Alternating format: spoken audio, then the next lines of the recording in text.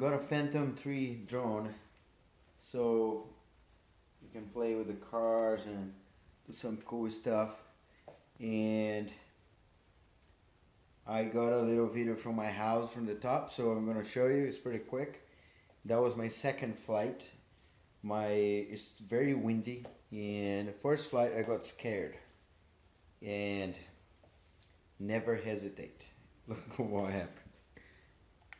See this thing here? It was supposed to be like a circle shape. It's shaved on top.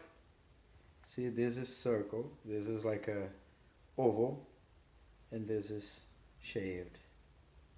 Because I sort of flew upside down, and then it landed on the floor and kept spinning. So it keeps like screwing my blades. Two of them got, this was supposed to be black all the way, and this was supposed to be, anyway, it's working.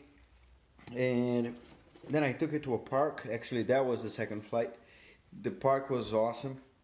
And then I was brave enough. I have a swimming pool, so I was kind of scared. I almost got it inside the pool. But anyway, you see a little bit of the flight, and we're gonna have fun with those in the car. So check this out.